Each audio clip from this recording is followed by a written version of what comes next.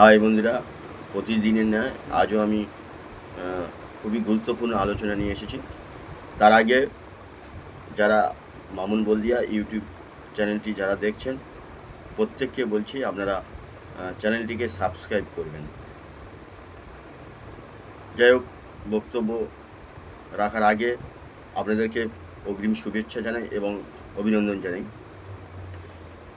আমরা বেশ কয়েকদিন আগে একটা ঘটনা ঘটেছিল, তার পরিপ্রেক্ষিতে কিছু মানুষ কমেন্ট করে বলছিল যে দাদা, ভাঙড়ে এক মহিলা, যিনি প্রতিবাদী মহিলা, তিনি এক সদ্য জয়েন করা এক তৃণমূল নেতার বিরুদ্ধে দু একটা কথা সত্য কথা বলেছিলেন। তার বিরুদ্ধে কিন্তু এই মহিলার যা বলেছিল তার পরিপ্রেক্ষিতে কিন্তু ওই তৃণমূল নেতাটি তিনি কিন্তু ওই মহিলার কুরুচিকর ভাষায় আক্রমণ করেছে। সে ভাষা বলার মতো না, আপনারা বিভিন্ন মিডিয়ায় দেখেছেন। তার পরিপ্রেক্ষিতে আমি কিছু বলবো। দেখুন, যে কোনো মহিলা, ভারতবর্ষের যে কোনো মহিলা, আমরা পৃথিবীতে সমস্ত মহিলাদেরকে আমরা সম্মান জানাই, কারণ তারা নারী। তাহলে তাদেরকে সম্মান আগে আমাদেরকে জানাতে হবে। তাদের গর্ভে আমরা কিন্তু জন্মগ্রহণ করেছি বন্ধুরা। তাই আপনারা প্রত্যেক মহিলাকে সম্মান অবশ্যই জানাবেন, কারণ এই পৃথিবীতেই তারা আমাদের পৃথিবীর আলোর মুখ দেখিয়েছে। তাই তাদেরকে সম্মান অবশ্যই জানানো উচিত। তা ওই মহিলার প্রতি যেভাবে ওই তৃণমূলের নেতা ভাঙড়ের তিনি সদ্য জয়েন করেছে, অর্থাৎ আমরা বুঝতে পেরেছি যে তৃণমূলেরা কীভাবে মানুষকে ঘৃণা করে, মানুষকে কীভাবে আক্রমণ করে। তারা মানুষকে মানুষ ভাবে না, কারণ ওই মহিলাটা তার অপরাধ কী ছিল? সে তো সত্য কথা বলেছে। ওর 3-4টে বিয়ে ছিল, সে তো নিজের মুখে স্বীকার করেছে। একটা আমরা ভিডিও কলে রেকর্ডিং আমরা শুনেছি, সে নিজে প্রকাশ্যে বলেছে যে আমার 3-4টে বিয়ে, আমার স্ত্রীরা চলে গিয়েছে, তারপরে বিয়ে করেছে। মানে এটা সত্যই যে তিনি 3-4টে বিয়ে করেছেন। তাহলে তার ওই মহিলাটা আমাদের প্রিয় নওশাদ সিদ্দিকী ভাইজানের বিরুদ্ধে কথা বলেছেন, তার বাম্মা তুলে কথা বলেছিলেন। সেই কারণে ওই মহিলাটা, প্রতিবাদী মহিলাটা হয়তো ওনাকে বলেছে যে আপনি তো 3-4টি বিয়ে করেছেন, তাহলে আপনি কেন অন্য মানুষকে কুরুচিকর ভাষা বলছেন? এই বলার তাকে ফোনে হুমকি দিয়ে তাকে কুরুচিকর ভাষায় আক্রমণ করা, এইটা আমরা ধিক্কার জানাই। আমরা আইএসএফের পক্ষ থেকে, বিশেষ করে বাউলমহল অঞ্চলের আইএসএফ অঞ্চল কমিটির পক্ষ থেকে আমরা ধিক্কার জানাই যে এই রকম মানুষকে অবিলম্বে গ্রেপ্তার করে তাকে অবশ্যই শাস্তি দিতে হবে। তার কারণ আমরা জানি যে কিছুদিন আগে এক মহিলা আমাদের মাননীয় মুখ্যমন্ত্রীর বিরুদ্ধে, অর্থাৎ একটা কথা বলেছিল, কি আতা গাছে পাতা নেই, এরকম একটা বলেছিল। সেইটা বলা থেকে যে গুণধর, যেটা হচ্ছে কি মাননীয় মুখ্যমন্ত্রী, তার বিধায়ককে একটা দিয়েছিল, আখ্যা দিয়েছিল যে তুই বোম বাঁধিস, অর্থাৎ নোটোরিয়াস ক্রিমিনাল বিরুদ্ধে সে কী করছে, ওই মহিলাটার উপর ভিত্তি করে, ওই ভাষার উপর ভিত্তি করে কী করলো, কোর্টে থানায় এফআইআর করলো। তার ভিত্তিতে পুলিশ কিরম দেখুন তাকে গ্রেপ্তার করে নিয়ে চলে গেছে। তারপরে আবার আমাদের ভাঙড়ের ছেলেরা তারা কী করলো, তাকে ওই মহিলাটাকে জামিন করেছেন। যাই হোক, আমরা জানি কিছুদিন আগে ওই শওকত মোল্লা, যখন ওনার দলের এক মহিলা, তাকে আমি, প্রত্যেক মহিলাকে আমি সম্মান করি, যাই হোক, উনি আমাদের বিশেষ করে ইসলাম ধর্মের বিশ্ব নবীকে, অর্থাৎ সারা পৃথিবীর বিশ্ব যিনি নবী হজরত মুহাম্মদের নামে একটা অপমানজনক কথা বলেছিলেন। শুধু তাই নয়, উনি মমতাকে একটা বড়, মানে আমাদের এই মুসলিম সমাজে যারা রয়েছে তাদের উম্মত বলে একটা মানে মালিক হিসাবে দাবি করেছিলেন। যাই হোক, ওই দিকে আমি একটু বলি যে হজরত মুহাম্মদ যদি শিক্ষার জন্য বলেছিলেন যে চীন দেশে যেতে হয় যাবে, কিন্তু আমার মমতা বলেছেন বাংলার জন্য, মমতার ওই উম্মতরা তাদের বাংলায় একটা শিক্ষার ব্যবস্থা করবেন। দেখুন, নবীকে অপমান করে নিজে আমাদেরকে বলছে মমতার আমরা নেই উম্মত। কীরকম একটা অযোগ্য ভাষা ব্যবহার করেছেন। তার বিরুদ্ধে কই শওকত মোল্লা কোনো প্রতিবাদ করলো না? উনি তো নিজে একটা মুসলিম, উনি মুসলিম দাবি করে, আসলে আমরা জানি উনি মুসলিম নয়। উনি কোন ধর্মে বাস করে আমরা কেউ জানি না, উনি নিজেই জানেন। তাহলে উনি কোনো ধর্মকে উনি সম্মান করতে জানে না। কখন গিয়ে ঢোল বাজাচ্ছে, কখন গিয়ে মুসলিমদের মাথায় টুপি দিয়ে মসজিদে যাচ্ছে, কখন গিয়ে গির্জায় করছে, অর্থাৎ উনি অ্যাকচুয়ালি কোন ধর্মে বিশ্বাসী সেটা আমি জানি। নাম হতে পারে শওকত মোল্লা, কিন্তু শওকত মোল্লা কোন ধর্মে আদৌ আমরা কেউ জানিনি। যাই হোক, উনি তার বিরুদ্ধে না স্টেপ না নিয়ে একটা মহিলা, একটা সাধারণ একটা মহিলা হয়তো বলেছে আমাদের মুখ্যমন্ত্রীর নামে, তার জন্য তাকে তার নামে কেস, তার নামে। আর আজকের এই যে কয়েকদিন আগে যে ওনার দলের যিনি উনি নিজেই তাকে জয়েন করিয়েছে, কি রবিকুল ইসলাম বলে একজন দাদা, তিনি যদি বা ওইভাবে ওই মহিলাটাকে অসম্মান করে, তাহলে শওকতবাবুকে বলবো, শওকত সাহেবকে বলবো, আপনি ওনার বিরুদ্ধে কী স্টেপ নেন আমরাও সেটা দেখব। যদি না নেন আমরা কিন্তু রাস্তায় নামবো এই এই কুলজিকার ভাষার বিরুদ্ধে। তাহলে চিন্তা করুন বন্ধু, এই রকম নেতা নেত্রীদেরকে এই তৃণমূলে যারা আছেন, এরা এই তৃণমূল দলটাকে তো এমনি তো কলুষিত করেছেন, প্লাস এরা সমাজটাকেও কলুষিত করেছে। অ্যাকচুয়ালি যিনি শওকত মোল্লা, উনি হচ্ছে একজন বিধায়ক। তাই বিধায়ক একটা সংবিধানের একটা পদ, খুবই মানে একটা পদ, ভাইটাল পদ। তা সত্ত্বেও ওই বিধায়ককে আমি অসম্মান করছি না, কিন্তু ওনার নিজে যিনি মুখ্যমন্ত্রী ওনার দলের, তিনি নিজে কিন্তু ওনাকে আখ্যা দিয়ে দিয়েছে, অর্থাৎ তুই বোম মারিস, তুই তো ওখানে বোম মারিস।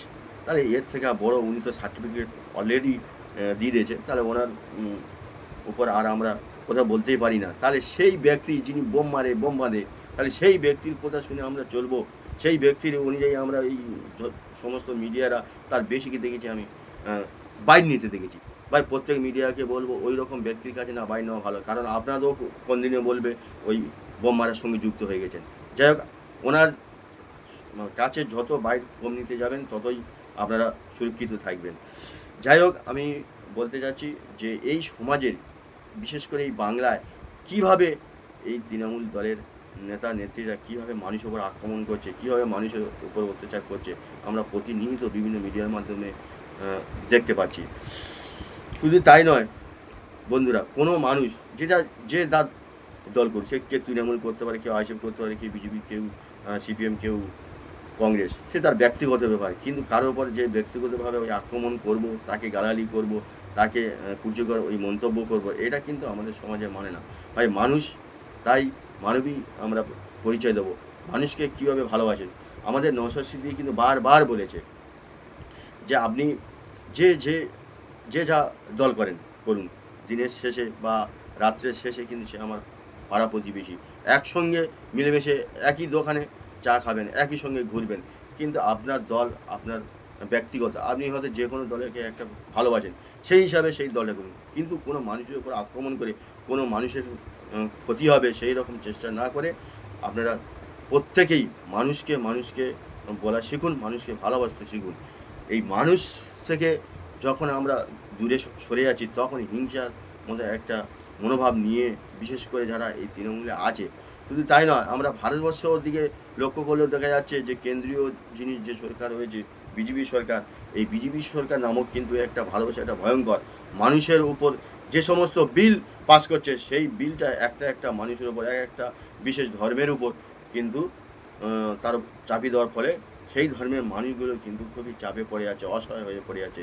তাই আমরা সমস্ত মানুষকে বলবো, বন্ধু, যারা এই সব বিল পাস করে, এই সব মানুষকে ভয় দেখিয়ে যারা মানুষের ওপর চাপ সৃষ্টি করছে, তাদের থেকে দূরে এসে আমরা একটা সুন্দর সমাজ তৈরি করার চেষ্টা করুন। আসুন আমরা সবাই মিলে এই সমস্ত স্বৈরাচারী সরকারকে হটিয়ে আমরা একটা নতুন সূর্যালয় উদয় করব। যে সরকার, যাকে আনলে আমরা সুন্দর সমাজটাকে গড়ে তুলতে পারবো, তাকে আমরা আনি। চলুন, আমরা বিভিন্ন সময়ে বিভিন্ন মিডিয়ায় আমরা বিভিন্ন নেতা নেত্রীদের বক্তব্য শুনছি, কোন নেতা নেত্রী মানুষের জন্য, মানুষের কল্যাণের জন্য কথা বলছে, তা সেই সমস্ত নেতাদেরকে আমরা হাত ধরি। আসুন না, কেন এত এই বাংলার দুর্নীতি, এত এই ভারতে দুর্নীতি কেন? আজকে আমরা খালি বলি যে ওই উত্তরপ্রদেশে চাকরি হচ্ছে, কিন্তু বন্ধু, এই যে এসএসসি কদিন আগে হয়ে গেল, মানে এই গত রবিবার যে হয়ে গেল, এসএসসি পরীক্ষা দিতে এসছে হচ্ছে উত্তরপ্রদেশ থেকে, তাহলে উত্তরপ্রদেশ চাকরি নেই বলে এই বাংলা এসে। আর এই বাংলা তো সিপিএমের আমলে আমরা যেটুকু জানি যে প্রতি বছর এসএসসি হতো, কিন্তু এই 2011 সালের পর থেকে কিন্তু এসএসসি একবার নিয়ে চলেছে, আবার চাকরি বাতিল। তাহলে কত মানুষের জীবন জীবিকা থেকে এদেরকে মানে আত্মহত্যার দিকে ওই আগিয়ে নিয়ে যাচ্ছে, সেটা আপনারা নিশ্চয়ই লক্ষ্য করছেন। পরপর আমরা আপনাদের সামনে প্রত্যেকটা জিনিস নিয়ে তুলে ধরবো।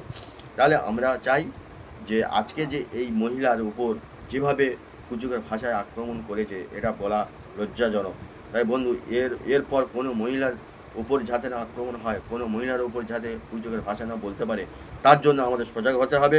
প্রত্যেক মানুষকে বলবো, কোনো মহিলা রাস্তাঘাটে যখন তারা চলাফেরা করবে, বিভিন্ন কাজকর্মে যাবে, তাদেরকে সম্মান দিন, তাদেরকে ভালো চোখে দেখুন। কারণ তারাই হচ্ছে কি আমাদের এই ভারতবর্ষের একটা আমাদের আলোর দিশারি। তাই প্রত্যেক মহিলাদেরকে সম্মান জানানো অবশ্যই কর্তব্য। আমাদের যিনি নেতা, মাননীয় আইএসএফের দলের যিনি চেয়ারম্যান, প্রিয় আমাদের ভাইজান, ছোটো ভাইজান মাননীয় নওশাদ সিদ্দিকী সাহেব, উনি কিন্তু প্রতিনিয়ত মহিলাদেরকে সম্মানের কথা বলেন, প্রতিনিয়ত মানুষের ভালোবাসার কথা বলেন, প্রতিনিয়ত মানুষের কাজকর্মকে স্নেহ করতে বলেন। প্রত্যেক মানুষকে, সে গরিব হোক ধনী হোক, যে যাই হোক না কেন, যে ধর্মের মানুষ হোক না, প্রত্যেক ধর্মকে যেমন সম্মান করতে হবে, প্রত্যেক মানুষকেও এইভাবে সম্মান করতে হবে। আর একটা কথা বলি, আমরা প্রতিদিন একটা করে টপিক নিয়ে বিভিন্ন গুরুত্বপূর্ণ আলোচনা করব। যাই হোক, আমরা প্রিয় নওশাদ সিদ্দিকী যিনি বলে থাকেন যে মহিলাদেরকে অবশ্যই ভালোবাসতে হবে, এটা কিন্তু বারবার বলে আসে। বন্ধু, আজ থেকে আমরা শব্দ নেব যে কোনো মহিলা যাতে না বিপদে পড়ে, কোনো মহিলা অপর যদি কোনো মানুষ তার বিরুদ্ধে খারাপ নজরে তাকায় বা তার বিরুদ্ধে কুচের ভাষা না বলে, সেদিকে যেমন আমাদের নজর রাখতে হবে। এবং আমরা সবসময় আমাদের ঘরের কারোর মেয়ে, কারোর বোন বা কারোর স্ত্রী বা কারোর মার প্রতি আমরাও যেমন স্নেহ করি, ঠিক অপরেও মহিলাও সেইভাবে কি আমরা স্নেহ করা অবশ্যই উচিত। যাই হোক, আমরা এর পরবর্তী আগামীকাল এই যেমন বিভিন্ন মহিলার উপর যে ধর্ষণ হচ্ছে, বিশেষ করে আরজি কর থেকে আরও বিভিন্ন জায়গায়, একটা নার্স, বর্ধমানে যে নার্স প্রিয়াঙ্কা দি, উনিও ধর্ষিত হয়েছিলেন এবং তারা মারা গিয়েছেন। তাছাড়া তাই নয়, আরও ছোটো ছোটো বাচ্চা মহিলা থেকে তাদেরকে কীভাবে বোম মেরে দেওয়া হয়েছে, তাদের সেই সম্পর্কে আমি আগামীকাল ঠিক এই সময় আপনাদের সামনে আসবো। যাই হোক, আবারও বলছি, আপনারা ভালো থাকুন, সুস্থ থাকুন এবং আমার এই চ্যানেলটি অর্থাৎ মামুন বলদিয়া চ্যানেলটিকে আপনারা প্রত্যেকেই সাবস্ক্রাইব করবেন। আপনাদের এই ভারতের গণতন্ত্র হিসাবে সংবিধানে কীভাবে গণতন্ত্র পরিচয় আছে, সংবিধান, সেই সম্পর্কে গুরুত্বপূর্ণ আমরা প্রতিনিয়ত আলোচনা করব। প্রতিদিন আমরা গুরুত্বপূর্ণ আলোচনা করব। যাই হোক, আপনারা সবাই ভালো থাকবেন। আগামীকাল আবার আসবো।